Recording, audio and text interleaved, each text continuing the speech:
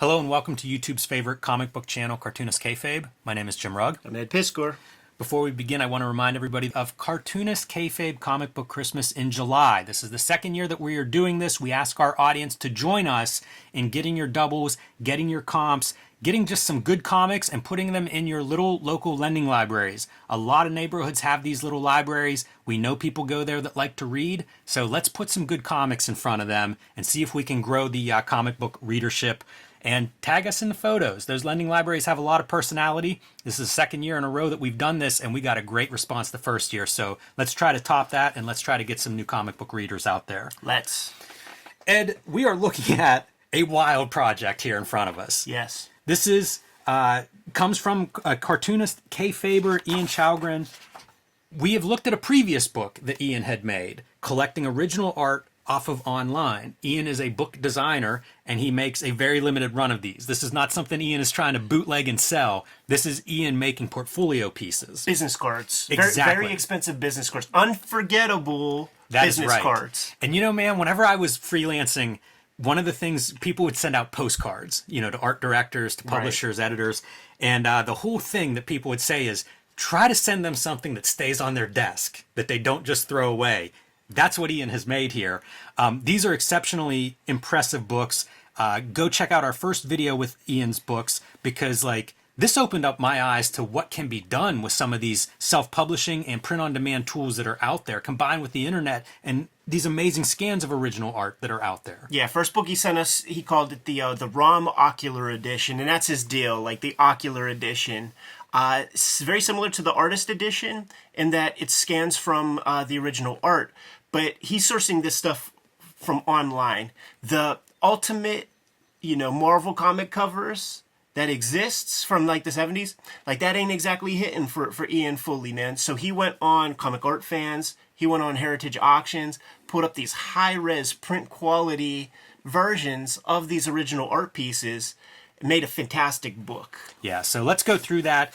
One thing he did was different covers. Yes, 5 covers. Why not, man? If you're going to do a print on demand, why not play with these different cover options? I see you chose to crack the Hulk cover out of the shrink wrap. Yeah, I had to do it, man. Had to do it. Marie Severin here on this Hulk cover. And let's go through and look at some of his design choices. You know, we always focus on our end pages, pulling out just some of the great characters that we're going to see in this collection to create that end page, but then also blowing up the art and doing this limited coloring on some of these end pages, which I think is pretty interesting. And I have some ideas about how to apply this to future artist editions as we go on. It's a unique track, for sure. But dude, right here, man, you got me, Ian. Yeah. Because this is one of my favorite covers and images ever. If you're going to blow something up, this is a great choice. Might have been limited by what he had high res of. Yeah. But this is a fantastic piece to blow up. Totally. And speaking of print on demand and things, you used to not be able to do end papers. So this is a huge boon. Like the world of print on demand has increased in a big way. It certainly has. Yeah, after Ian's first book, one of the things that really impressed me going through this one is like the resolution has developed. It's very, very sharp in this book. And that's one of the things that I think has improved. Although I say that with a blown up image that's not the sharpest, but we will get into it. But here's some interesting background just to give you an idea of what he's doing here, but also why he's doing this. Totally. And you know what? I wanna just give shout outs, because on that page that had his contact info, it did have his Insta and his Twitter. So his name is Ian Chalgren. It's IAN CHALGREN. You can find him on Instagram and Twitter under that one word. All right, man. Our table of contents, we have looked at a lot of artist editions. One of our criticisms often is, I want as much info as I can get. I want to know where it appeared. I want to know if there's an inker, dates, any of this stuff I'm interested in. And Ian's got all that stuff here in the table of contents. When I was going through this book the first time, I'm flipping back and forth. You know, I'd see a piece that really sung to me in terms of the inking or the finishing. I'd have to go back and see, like, who is it? Who's the team? You know, that's a good point. Like, in a future artist edition that's a smorgasbord like this, maybe you handle that like an art monograph and print up. Because there's always a margin. It's not an 11 by 17 page book. There's a little room for a gutter. So that's where you could put that information, so you don't have to go back. A little note from Ian talking about how maybe some of these inkers aren't accurate, but this is how he got the information. So Heritage Auction site, Marvel database site for reference. Doing his due diligence, like putting in that work that's above and beyond just the design, but actually like trying to add some useful information here. He's very thorough. Like when he first got in contact with us, it was after we did a video where we're like, Marvel Grand Design Artist Edition, Scott Dunbier, let's fucking do this shit. He hit us up and was like, I have a lot of ideas about artist editions and I would love to design your work. So he, reached out. And, pause the video and just stare at this, because the reproduction, the fidelity of this line work, fine lines, beautifully reproduced. And I think that's a piece that really stands out from his first version of an Ocular edition. He was using what he had, and it was very specific. It was ROM, so you were bound by what you could find. This stuff, he's not going to...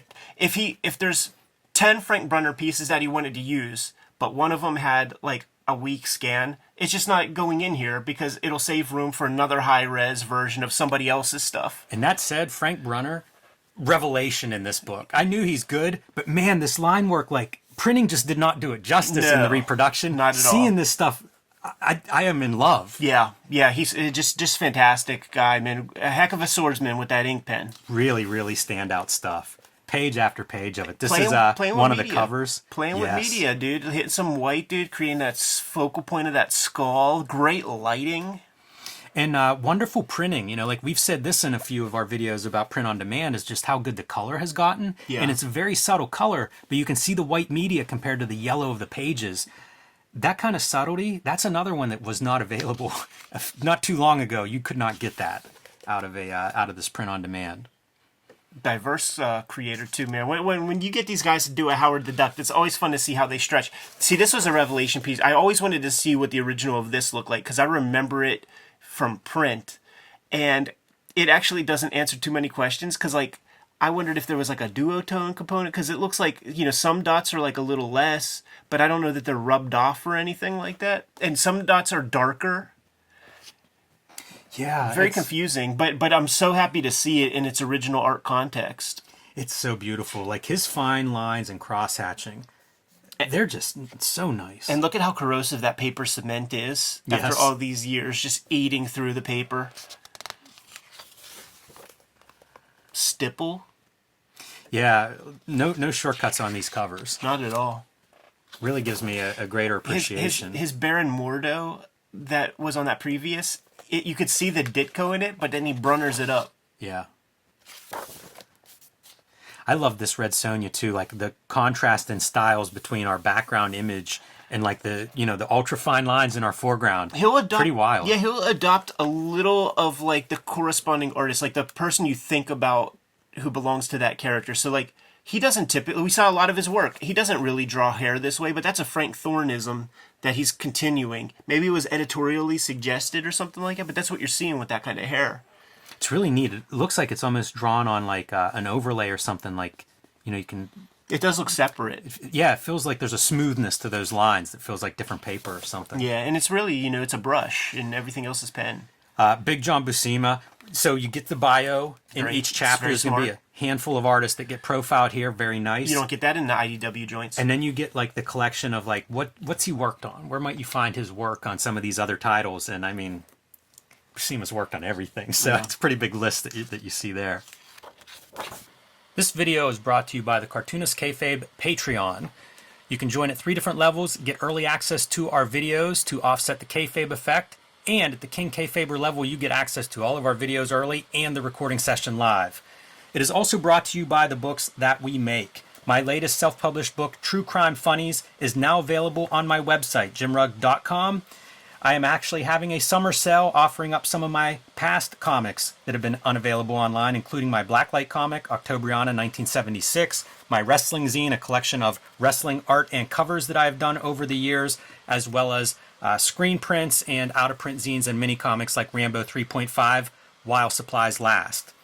Ed Piskor's upcoming books include the Hip Hop Family Tree Omnibus. You see the cover proof here. This is going to be a beautiful book. Over 500 pages, including 140 extra pages, plus all of the Hip Hop Family Tree strips. This will be in time for the holidays this year, and it'll be the book of the holidays. There's also an upcoming X-Men Grand Design trilogy collection. All 3 volumes of X-Men Grand Design coming out later this year from Marvel in one handy volume. These have gone in and out of print, so if you need X-Men Grand Design in your life, and you do, that is the easiest way to pick that one up. Pre-order it now. And Red Room Crypto Killers #1. This is the start of the 3rd and final season of Red Room.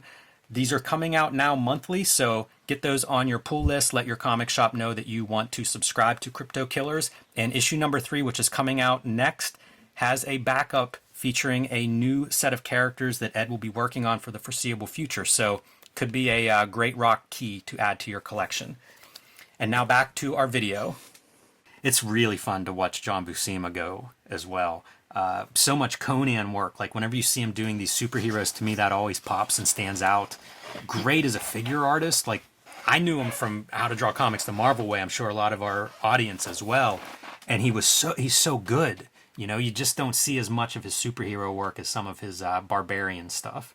So kind of nice in that way. Yeah, real reliable hand over there at the House of Ideas. It also makes me so happy that all of this work does exist. There's so much work that's been lost, but totally. And you know, like I mean, we always talk about the Ditko Kirby unethically sourced pages. Some of these are from that same era. Like these guys weren't getting their pages back. These are coming through, you know, the Gil Kane off the back of the truck sales group. Man, the Silver Surfer Buscema just really shined. Absolutely. I love those. Stunning. And it's fun, you know, like you see the Cosmos, so it's Buscema following Kirby. I think there was a little bit of pressure from everybody that followed Kirby to keep that Kirby energy up. But they all do their own thing, and yet you see the cosmic, Buscema doing the cosmic with some Kirby influence there for sure. And of course Thor, you know, talk about following in Kirby's footsteps. That's big shoes to fill. What's cool though is that you see, like, it's leaning more toward the Buscema. Yes. With these barbarian types. Yeah, definitely. And some screen tone, that organic splatter-like screen tone on there. Pebble texture. Mm-hmm. We got Sal Buscema, who might be in the runnings for drawing more Marvel pages than Jack Kirby did. Look at how sharp the inks are on that thigh. That's a Feather Master. Yeah. Iconic cover. Part of the Kree Skrull Wars, I believe. The only good alien is a dead alien. Boy, that just clicks on every level. That Dutch angle. Full Roy Thomas hyperbole. Here's some good depth here, man, with these guys in the back. Like, you wonder, you know, I wonder what the print version looks like, because at a certain level, you can imagine that as surprint. Yeah. Yeah, could be. So much energy coming out of these. Sal Buscema, I feel like, really has that Marvel style down pat, that house style. Totally, yeah. I mean, he is the house style, really. Like, it's the distillation of, like, the Buscemas and the Ditko and the Kirby. Talk about an ominous villain, huh? Jeff Bezos. That should be with Jeff. When Jeff Bezos goes fully off, he should, like, comb his bald hair that way. Yeah, you see so few bald heroes or villains in this day and age. People should do more of those. Learn from the mistakes of hardcore from Valiant. Interesting textures here, man. Like, I have to assume that there's just, like, a different ink hand. Yes. Yeah, totally. And you can see, like, paste-ups of your logos and your lettering and everything. Supposedly, this was something that would often change. Like, the paste-up blurbs on the covers was something that would be changed last minute and changed again. John Byrne, here we go. This is one of the covers that Ian put together on this limited run. Yeah, totally. And this issue, I think it's like 7 or 10 or something, very near to my heart, because at a certain age, probably 11, 12, I stopped fucking with toys and was fully invested in comics and art supplies. That's like what all my money went to. And the friends that I had that had like a little humble stack, here's a Leonardo figure, here's my old Bebop and Rocksteady, like, let me get that. And this is like one of the comics that I took from somebody.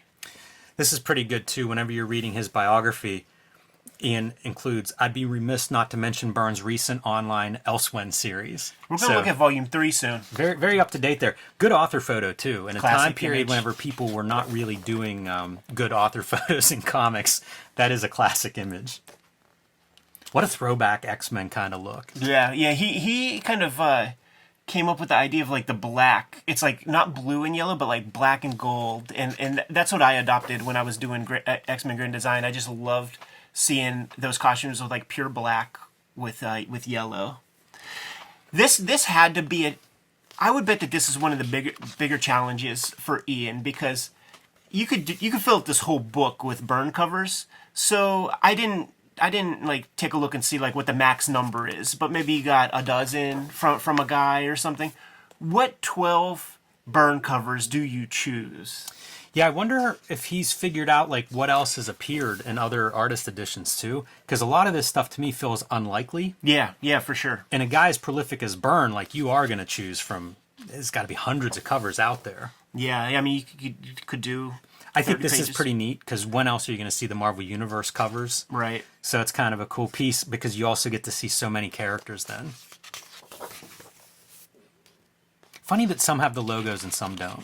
For those playing at home who are new to the game, man, you see these red lines. That would be indicative of what they call a color hold. So when you see the final printed page, clearly no black line, just color would do that job. And it's cool because that highlights the subtitle right there. Good little design flourish. And this is what that front piece, that 2-page spread in the front was zooming in on. Like I say, one of my favorite covers of all time. It's so sweet, man. It's so graphic. It's incredible. And he solves problems. Like, the white feet is a solution to a problem. Yeah, and it doesn't hurt anything. No. There's so many ways that could go wrong, and it doesn't. It's perfect. And so simple on the background. You know, like this is one of those that I love it, one of my favorite covers. Probably didn't take him very long to draw it. Yeah. You know, that background is deceptively simple.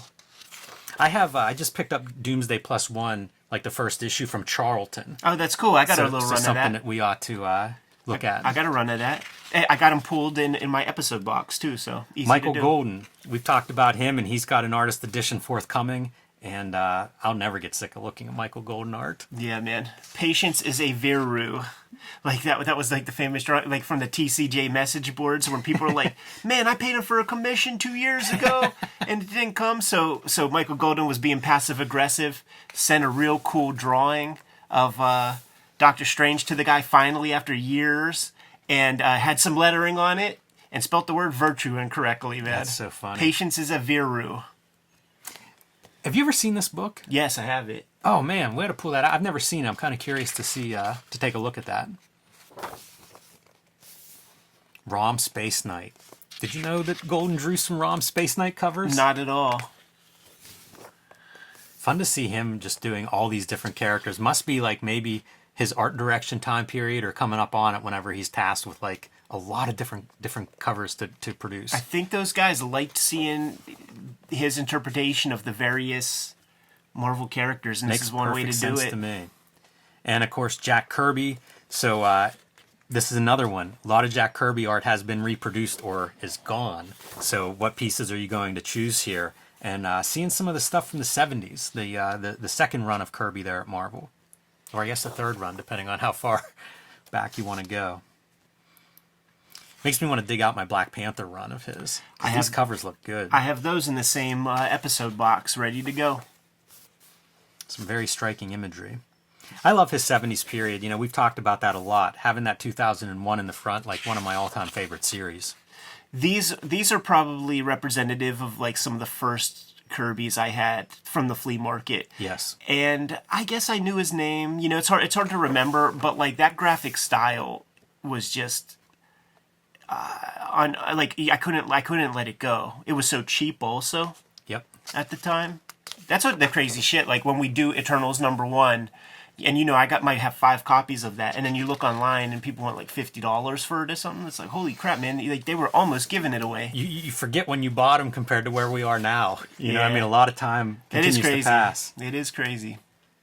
Man, I love both of these covers. This is one, like, going through the Hulk was one of my favorites because, like, several of these characters were known as the Hulk at one point. Oh, yeah. And then just seeing them, like this guy, I'm almost 100% sure was a Hulk in the past. Yeah. And seeing Hulk fight the monsters from, like, right before the Marvel Universe, brilliant. Yeah, these would be Atlas timely guys. Like, look, Groot.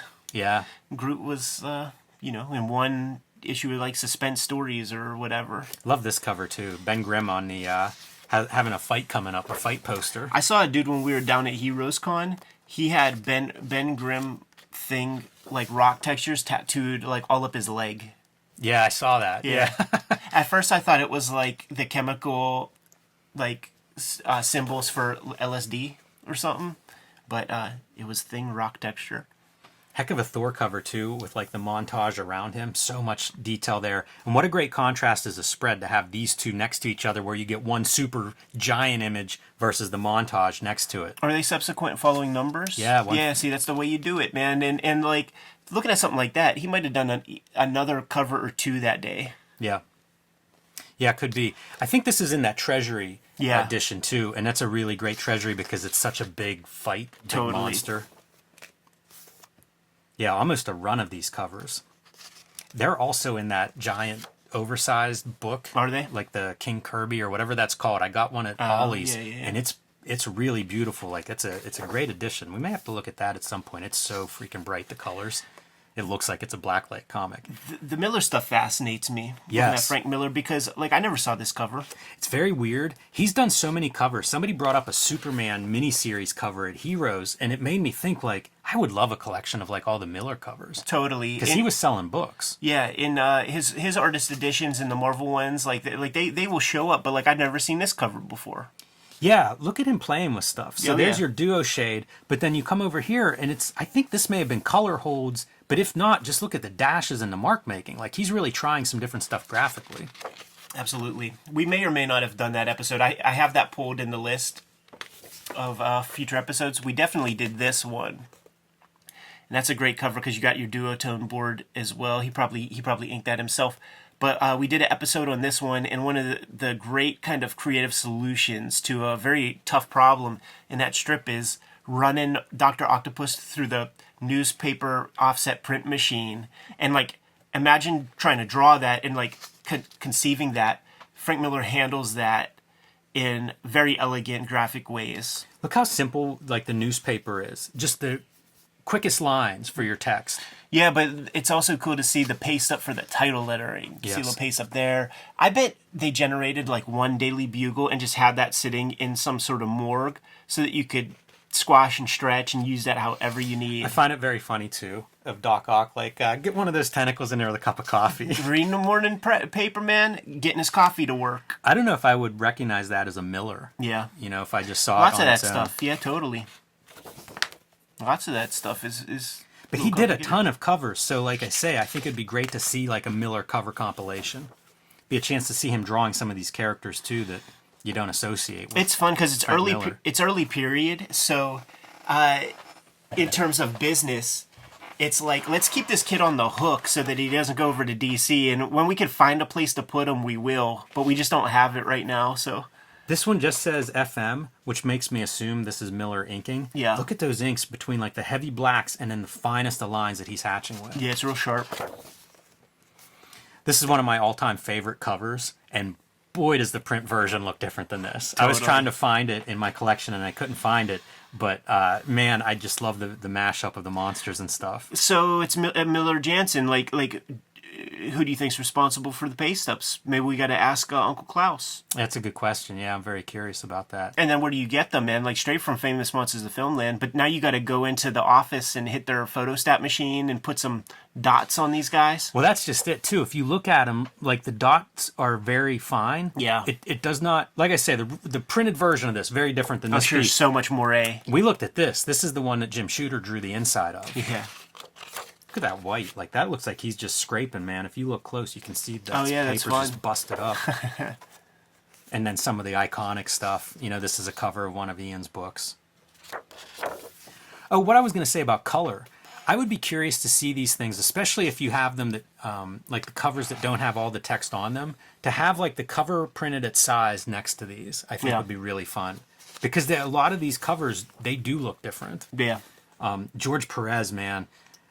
Boy, did he do some beautiful covers too. Like this kind of stuff. Look at the graffiti and detail that he's putting on that train. Totally, dude. You know, like I'd never seen that cover, but I know the Mike Golden G.I. Joe cover was Storm Shadow and Snake Eyes kicking off of a train and shit. And it's a different composition, but Yes. spiritually it's very similar. I was thinking of that. So you see Perez and Austin, 1980 here as your penciler inker team, but right below there is Byrne, because there's like, Roger and Dickey, Sinnott, Olaf, like Rick Parker, all these names, right? Simonson. They always do that. By having Byrne down here, it's almost like this is a Byrne cover or something, man. That's I don't know. Hopefully they colored the Perez signature a little different to make it stand out and not be part of that list of artists.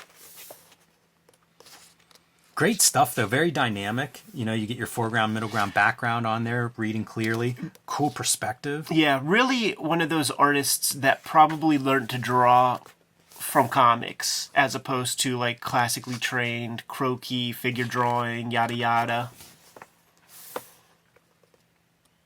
Because his stuff is just so steeped in comic language of like superhero era comics. Rest in peace, John Romita. Just lost him. Good run. Heck of a run, man. Heck of an artist. It's obviously sad to lose these guys, but man, you see a lot of their art whenever it happens. Celebrations. Yeah, And, I got this issue in that famed collection for my birthday Wow. one year. what a great cover. I saw a guy that was doing embroideries and embroidered this. Totally. That guy. Never saw anything like that. That guy was pretty awesome. I love these covers that are very simple. It'll just be the figures, no background or anything. Romita was king of that stuff.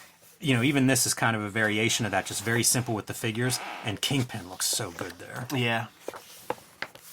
That kind of simplified cover is pretty atypical for Marvel. As we've been flipping through here, I don't know that we've seen it anywhere else. The Sinister Six in perspective, the lettering. It's his Spider-Man. That's the Spider-Man on the old underoos and Yeah. all the promo materials and the Hallmark cards and things.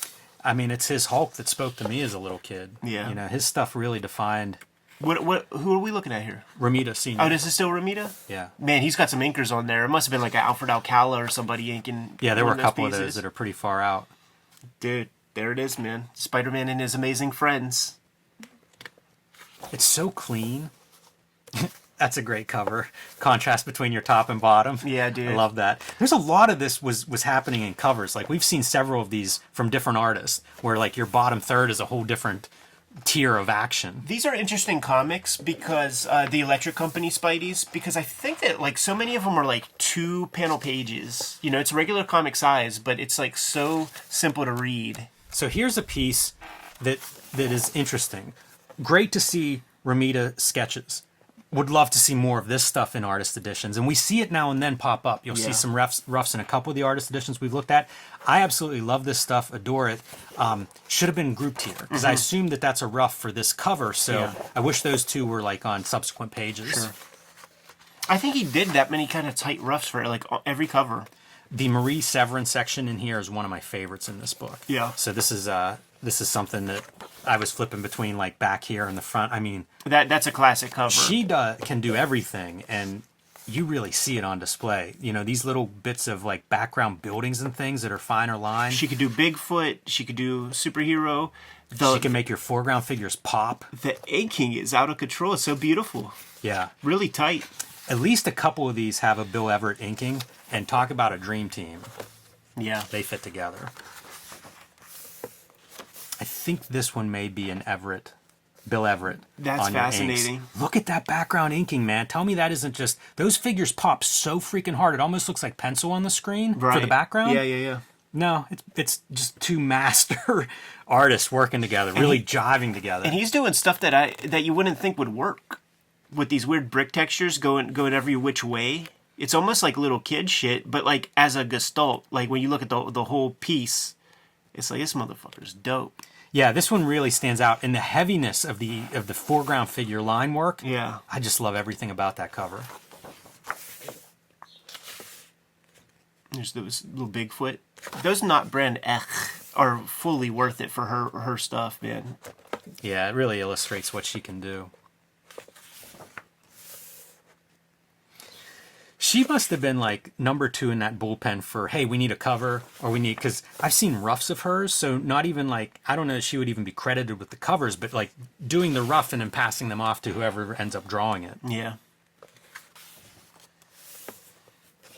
And all of these like off titles. Yeah. Yeah, there was lots of that stuff. You might get a Kirby, Ditko to start it off, and then just like a bunch of weird job dudes. Some Barry Windsor-Smith, Conan era. Checking that out. That's always a fun thing to reference. We'll call it the Barry Smith era. There you go.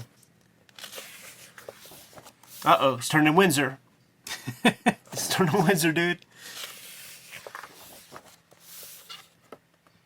I don't know what this piece is. Yeah, I don't no. know if that was actually published or not. Yeah, and you could tell because the fidelity isn't so great, but like when Ian comes across it, he's like, you know what, this gotta go in. Yeah, I can't argue with him there. This one's super weird. It's Barry Windsor-Smith doing a New Mutants in the middle of the run. Yeah, there's a handful of those, and it's like they were doing whatever they could to try to save it. And him doing Warlock. Yeah. So bizarre. Just doesn't quite feel like his work. Nice to see pencils. Pencils down page. When he was full Kirby mode. This is the stuff that the legend is. He drew like on park benches and had no house or whatever. This era, man, I would love to see artist editions of all of that. Totally. Let's get that Weapon X artist edition, man. So here's the various covers. I confess I didn't read too much of this back matter stuff. There's some neat stuff back here. And, you know, this is, as you said at the beginning, a business card. Yeah. So what you get is a little bit of his background, but this is the picture that popped for me. This is Bruce Ayers, owner of Capital City Comics out of Madison, Wisconsin. Capital City, one of the companies, the big distributors with Diamond that went out of business in the 90s. Right. And it really makes me wonder, like, when is this photo from? Because if this is relatively new, I'd love to talk to Bruce Ayers. You know, if he's still, I don't know if he's even still alive, to be honest. But I mean, Capital City was like the other big distributor. And, you know, they even published some stuff like Nexus starts at Capital City. And I don't understand the Love and Rockets, if that's just maybe him going through like some influences. But Capital City was publishing even in those early days of the direct market. You know, you see a lot of his influences. I'm talking about Ian, you know, not Bruce Ayers. It's kind of neat, again, if you're looking for a job as a book designer, you're giving some background on where you're coming from and the influences that have led you to this point. It's a Bill Sienkiewicz original. Blow that one up, Ian. Give us a whole facing page of that. You can see the background doing his first ocular edition there with Rom. Little shout out to the cartoonist Kayfabe. Very familiar. And some of the books that he has worked on. Oh, that's cool. Yeah, so I think it's pretty good package if you're sending this off to prospective publishers to like try to get work as a book designer. And then the basically wrapping the book up the way that he sets it up. So you get a couple of these blown up pieces with some partially colored artwork and matching end pages. Beautiful. Ian, thank you so much. Great book. I hope that he does start doing some comics and graphic novel projects. I hope this leads to that work because, I mean, that's the dream, right? Like, you do this work, it gets seen, you get a job. Yeah, and there are these guys, like, the Marvel reprints and stuff with, like, the saturated color and all that stuff, they're just churning and burning. They know that they're going to be able to package this stuff any which way and that people will buy it. But if you just had a little bit of taste put into it, how much better it would all be for everybody involved. You know, like beautiful books. You're chopping trees down. Make it worth it. Exactly. There's something Buddhist about that. Good to go? I am. KFabers, like, follow, subscribe to the YouTube channel. Hit the bell so that we can notify you when new videos are available. Cartoonist Kayfabe Comic Book Christmas in July is the last Saturday of July. This is where me and Jimmy and all of you are going to head out into your neighborhood armed with a bunch of comics, be it doubles, comics you're not reading any longer, comp copies. You just hit the dollar bins and scooped up a bunch of stuff. We're putting those comics into the free little lending libraries in the neighborhood.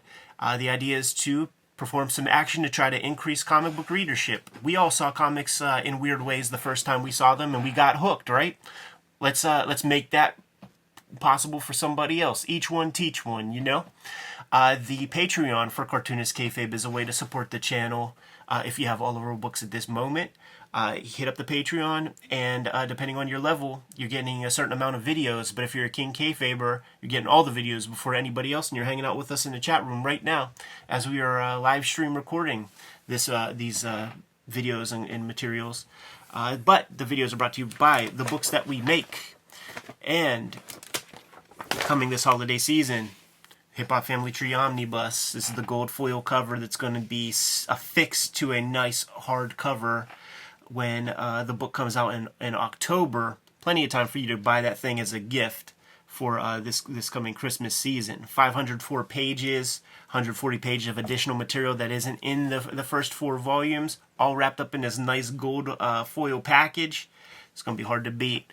But that's not the only Christmas effort I'm going to be putting out. Your homeboy Ed, straight up Santa Claus this year. X-Men Grand Design Trilogy is going to be a trade paperback that includes the out-of-print X-Men Grand Design treasuries that you did not get your hands on. All of it's going to be in one handy-dandy TPB, standard Marvel format, all of that stuff, man. Scoop that up, support X-Men Grand Design that way. And the comic that is the focus of my attention right now is Red Room Crypto Killers. Issue 1 right here is out on the stands as we speak. Issue 2 should be out anytime now. I highly encourage you to grab Red Room Crypto Killers Issue 3 when it comes out. Put that on your pull list because that's going to be what they call a hot key these days, man. That is the introduction to the characters that I'm working on with my daily strip right now. I'm going to start to put that daily strip out once I get 100 strips in the can. And that's going to be a sought-after valuable comic once I start putting out those books. But Jimmy, what do you have? My latest comic book, True Crime Funnies, just debuted last weekend at Heroes Con. I've been getting hit up all over the place about how can people get this book if they weren't at Heroes Con. I am doing a summer sale on my website. First time I've done this really ever. Starting Saturday, June 24th, you'll be able to buy True Crime Funnies from jimrugg.com. And since I'm doing it with one book, I'm going to do it with all of my books. I pulled a lot of stuff out for Heroes, and I am putting everything on there that I still have, which includes things like Octobriana 1976, my Blacklight crowdfunded comic from a few years ago will be available on my website, along with some variant editions of that. I'm going to have zines like Rambo 3.5, which I did a small run of at Heroes and sold out quick. This wrestling zine is a piece that a lot of people have been inquiring about. Features my wrestling art from comic book covers to personal work to commissions. That'll be available. Some of the Blacklight posters that I did with Octobriana are on there as well, some out-of-print books.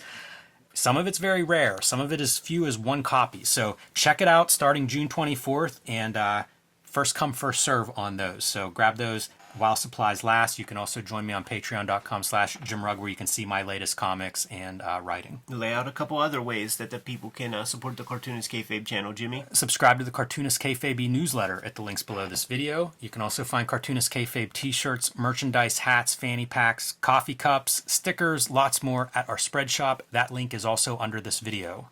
And some of the Kayfabers, they made mention that you get the Cartoonist Kayfabe baseball cap. You can wear it all 3 days at the convention. So we'll see you guys in Baltimore later this year rocking those caps, man. But those are all great ways to support the channel, Jimmy. Give them those marching orders so that we could be on our way. Make more comics.